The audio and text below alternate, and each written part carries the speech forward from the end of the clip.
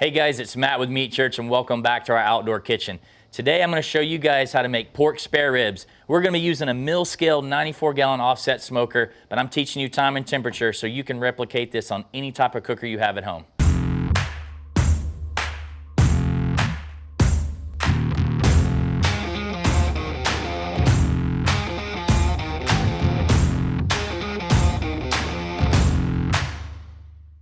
Let's get into making these ribs. We've got some Prairie Fresh St. Louis cut spare ribs, beautifully marbled, great looking rib. First thing we're gonna do is peel the membrane off the back.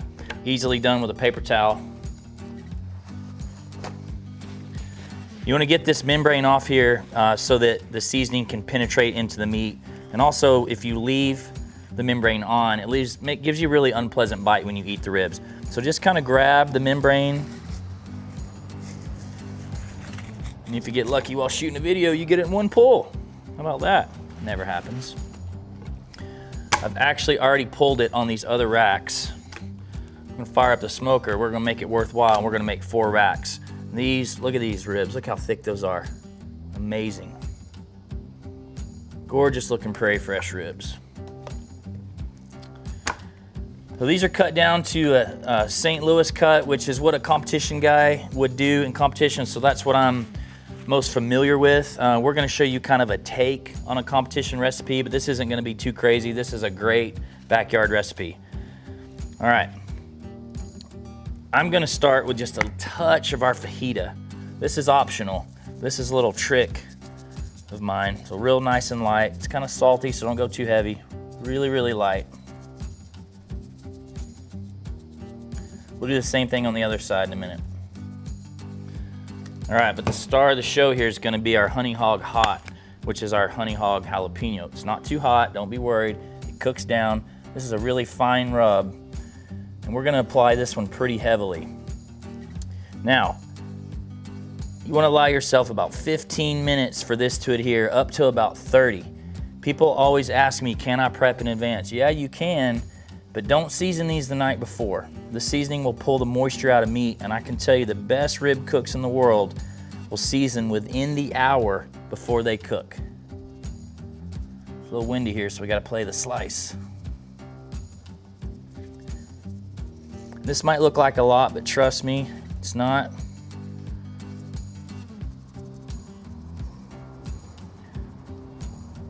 Like I said, give yourself about 15 minutes, let this adhere. Since we're making a video, I'm gonna kind of cheat it. I'm gonna pat this in, and we're gonna flip and go to the other side, and we are gonna allow that to sit. You can use a binder if you want. So what's a binder? Maybe squirt some yellow mustard on here to help the seasoning adhere if you like. I don't think it's necessary though, because this is just a 2-sided piece of meat, and as long as I had 20-30 minutes, I wouldn't need a binder. All right, let's flip these over. Not gonna lose too much. Over to the meat side. All right, one more time with my light application. And yeah, I'm doing this barehanded. We're making a cooking video. We don't need these bottles after we're done. Light application. Again, this is optional. And you can make this your own. Use your favorite seasonings, make your own seasoning. I make my own seasoning too, but now I'll put them in a bottle and offer them to you. Now it's time for Holy Gospel. This is what landed us a final in a world championship, Memphis in May, on baby back ribs 2 years ago. It's a proven winner on ribs. That's what we're putting on the meat side, and we're going liberal on it just like we did on the bone side. And we are gonna let this adhere for 15-20 minutes. And these things are gonna be nice and wet when it's adhered. And when that happens, it's gonna be time to put them on the offset.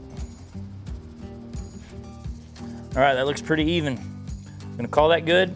Gonna let these sit. We're gonna come back. Like I said, about 15-20 minutes. These should be nice and wet, and it's gonna be time to get to cooking.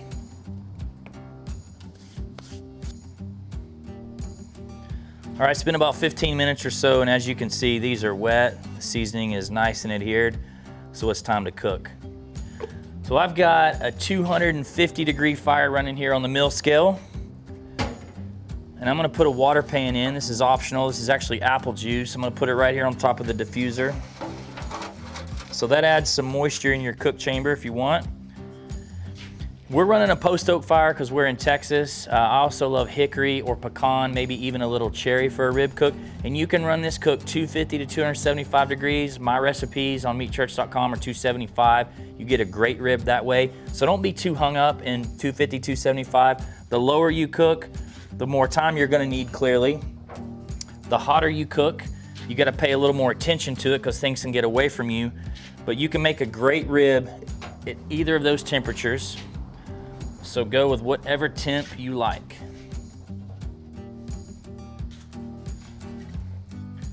Now this first stage of the cook is gonna take about 2.5 hours. We're trying to build a beautiful color before we wrap these. So we'll come back and check on these here in a little while and see how they're doing.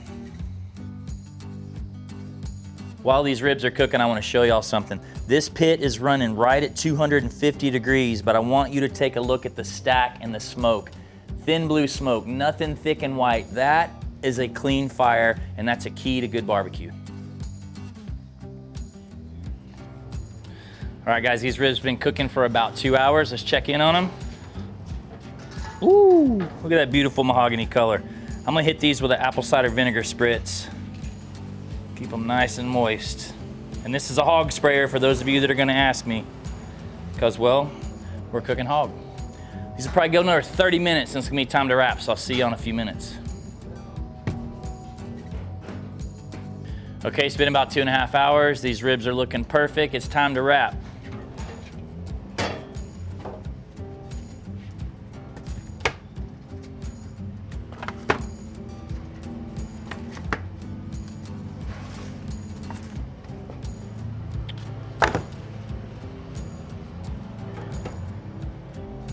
These look great. All right, you wrap for 2 reasons. You've achieved this perfect, beautiful mahogany color. You know, cooking's about visual cues. That's what you're looking for. I don't care about the temperature. I want them to look beautiful. And we're gonna wrap in 2 pieces of heavy-duty aluminum foil. Now again, this recipe is gonna be kind of a take on a comp recipe. I'm looking for a sweet heat. We're gonna put some pats of a really good butter. We're gonna go with about 5 pats of butter on here.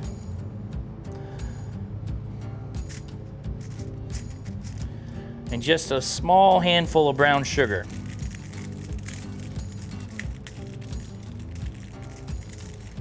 Now if this is competition, we'd put a ton in here. We're not doing that. We're just trying to accent these, and this is a big hit, I promise. Now we're gonna add a bead of apple cherry habanero Texas pepper jelly. We're also gonna put this in our sauce at the end. Now if you don't have this, that's fine, don't sweat it. You don't have to do this. I often will put in an actual pepper jelly in mine. Some people put a hot sauce. You know, you probably see lots of mixtures like this. Some people use honey. This is what I do. I'm gonna take these pretty ribs and I'm gonna lay them straight down in that.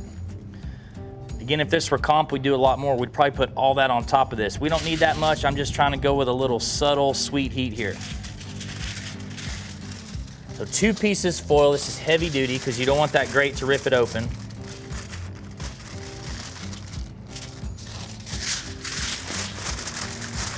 Get them wrapped up real nice and tight. And I'm gonna put these back on the offset, meat down, so they're swimming in that goodness.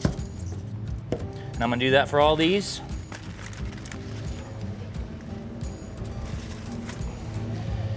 And then we're gonna cook these until the bones start poking out. So it's probably, you know, another 2.5 hours or so, depending on the size of your ribs. So I'm gonna finish these, get them on the pit, and we'll see you in a little bit.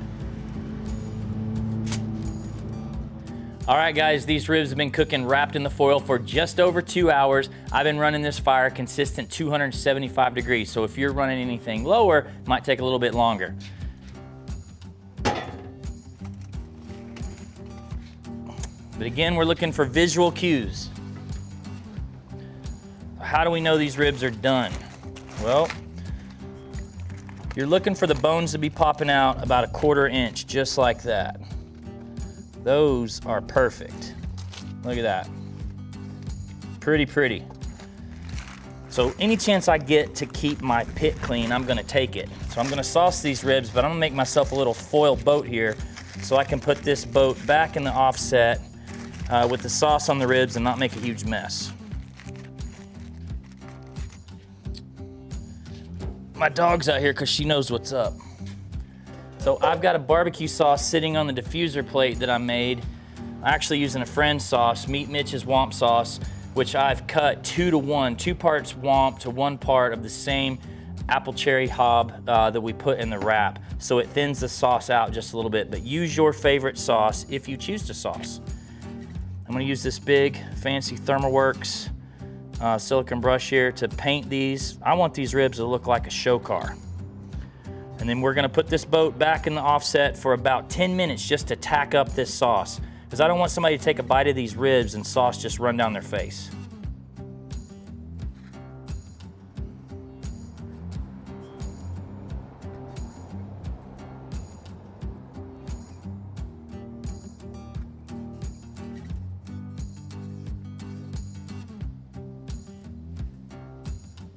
You see this sauce, the consistency of it, it's nice and thin, so it's gonna kind of run down, make a beautiful sheen.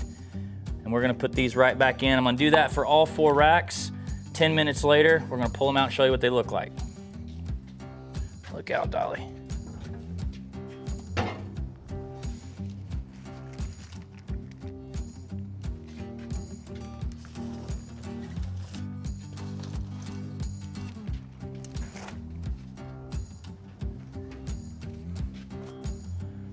All right, y'all, these ribs were on the pit for about 10 minutes to let the sauce tack up, and look at them. Like I said, sexy as a show car. I can't wait any longer. I've been wanting to use this knife for a really, really long time. Well, here we go.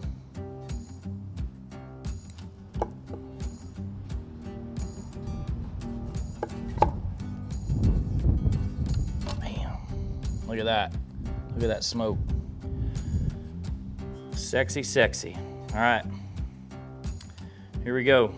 Looks like the meatier side. Okay, that's perfect. That's what you want. You want to see the bite through. I don't like them fall off the bone. That's overcooked to me. This is perfect where you can see the teeth marks.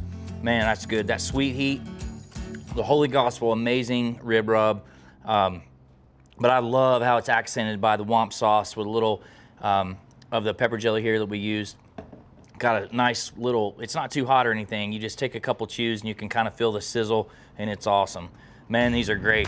I couldn't be more pleased with the performance of the mill scale today. Hope you guys try this recipe. We're just trying to inspire you to get outside and cook something. If you like this video, please subscribe to our channel. Thank you guys for watching. See y'all next week.